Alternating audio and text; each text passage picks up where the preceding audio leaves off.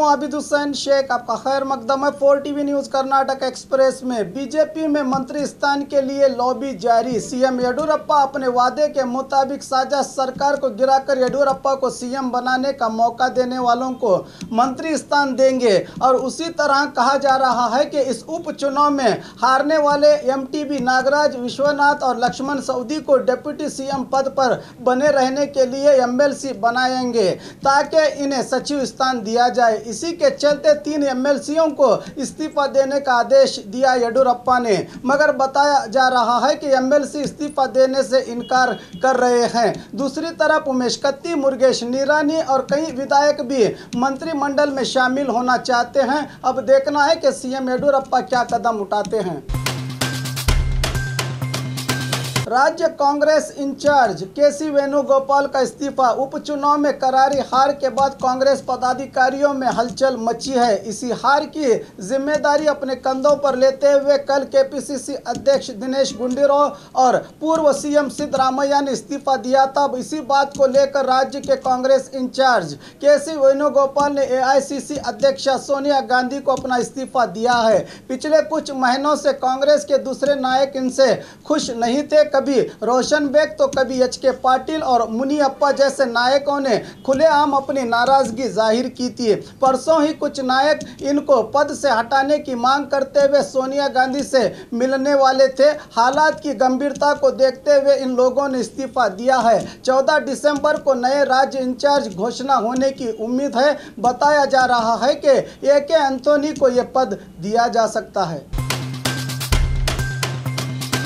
रमेश जारकीहोली को मिल सकता है जल संपन्मूल विभाग। महेश कुमथल्ली। चुनाव में जीत हासिल करने के बाद जनता को धन्यवाद देते हुए आज अतनी में मीडिया से बात करते हुए महेश कुमथल्ली ने कहा कि रमेश जारकीहोली को नीरावरी विभाग मिल सकता है। अगर यह विभाग मिला तो हमारे क्षेत्र की काफ़ी नीरावरी योजनाओं का अनुष्ठान होगा। अतनी सहित कोटलगी, ककमरी, हिप्परगी क्षेत्रों में हुए नुकसान के लिए परिहार मिलेगा।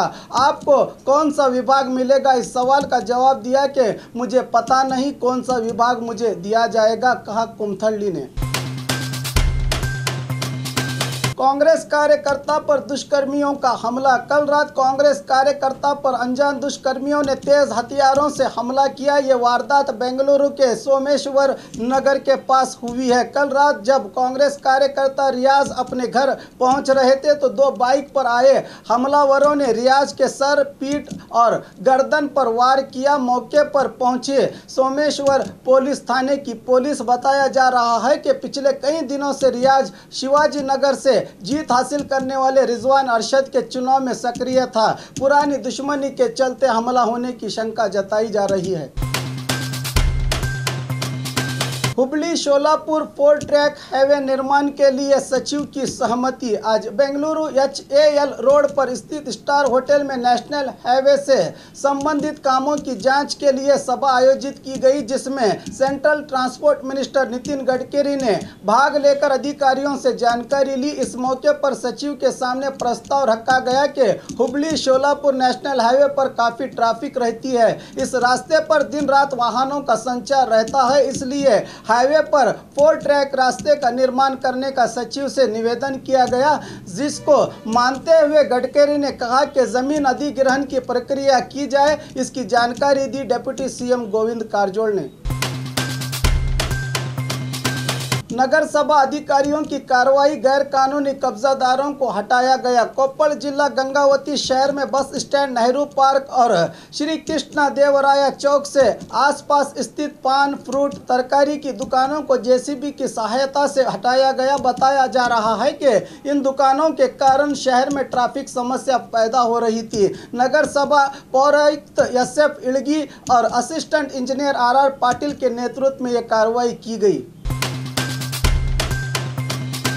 हुबली के मठ में विदेशियों की प्रार्थना। न जाने क्या और कब किसको पसंद आ जाए, कहा नहीं जा सकता। 7 समंदर पार अमेरिका से टूर के लिए आए कुछ अंग्रेजी नागरिक हुबली के सिद्धारूढ़ मठ में पहुंचकर बड़ी भक्ति से हिंदू रीति रिवाजों के अनुसार पूजा अर्चना की और करीब 2 घंटे तक मठ में बैठकर अन्य भक्तों के साथ ओम नमः शिवाय का जाप किया।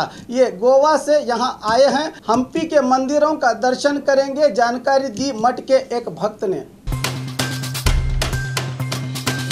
अनैतिक संबंध शक की बिना पर पति ने किया पत्नी का कत्ल। शक की कोई दवा नहीं। शक की बीमारी से तड़पने वाले मरीज का कोई इलाज भी अब तक ढूंढा नहीं गया। ऐसी ही पत्नी पर अनैतिक संबंध का शक करते हुए पति ने कत्ल कर दिया। यह घटना बागलकोट शहर के नवनगर इलाके में घटी है। पति लालसाब बांदार ने अपनी पत्नी रमेजा को कत्ल करके फरार हुआ है। कहा जा रहा है कि नवनगर पुलिस थाने के अधिकारी आरोपी पति को ढूंढ रहे हैं।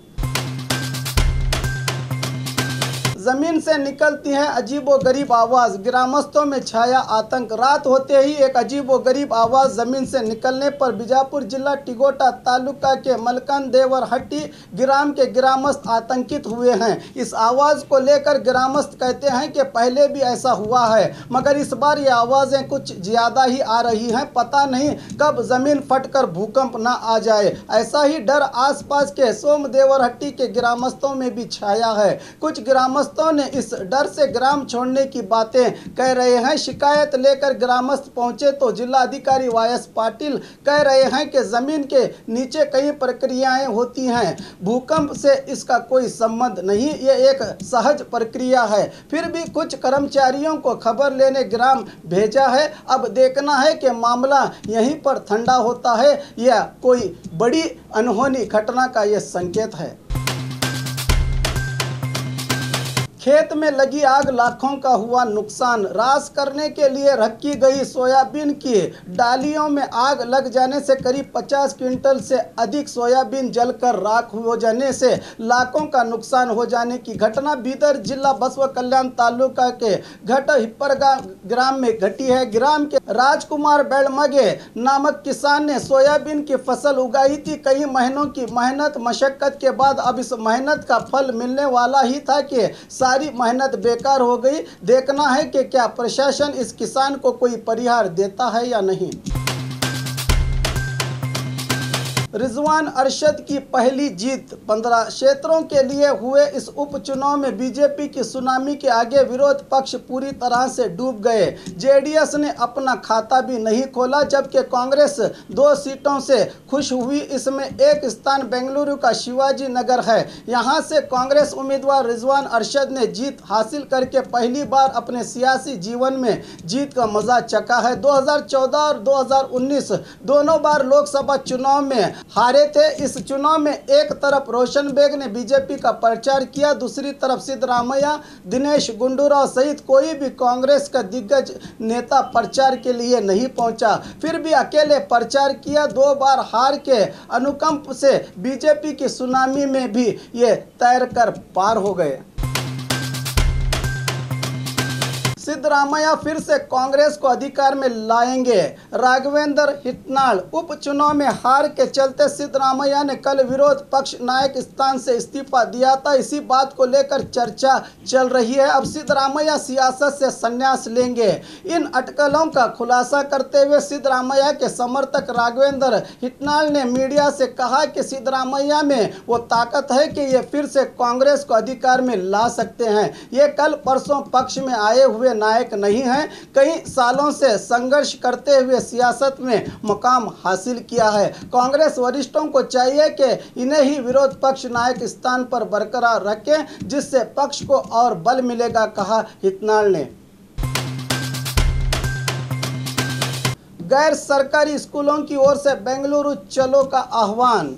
बीजापुर के गैर सरकारी स्कूल संगठनों की ओर से जिले के तमाम गैर सरकारी स्कूलों के शिक्षक और स्कूल प्रशासन विभाग के पदाधिकारियों ने अपनी कई मांगों जैसे सरकार की ओर से पिछले 20 सालों से अनुदान से वंचित रखना, शिक्षण संस्थाओं पर नए नए कानून बनाकर इन्हें परेशान करना, आरटीई कानून का गलत इस्तेमाल करते हुए गरीब बच्चों को शिक्षा से वंचित करना और बड़े बड़े अधिकारी और राजनेता मिलकर गवर्नमेंट स्कूल की शिक्षा व्यवस्था व्यवस्था को कमजोर करने की साजिश करके प्राइवेट शिक्षण संस्थाओं पर इसका बोझ डाल रहे हैं। शिक्षा का अधिकार हर वर्ग के बच्चों के लिए है। सरकारी और गैर सरकारी का भेदभाव मिटाकर गैर सरकारी स्कूलों को तमाम सरकारी सुविधाएं लेने के हक है। इसीलिए सरकार गैर सरकारी स्कूलों को तमाम सारी सुविधाएं और शिक्षकों को सरकारी वेतन देने की मांग की और इसी के चलते राज्य भर में आंदोलन करने के धार देने के लिए 24/12/2019 को बेंगलुरु चलो का आह्वान दिया है शिक्षकों ने। और खबरों के लिए देखते रहिए 4 टीवी न्यूज़ कर्नाटक एक्सप्रेस।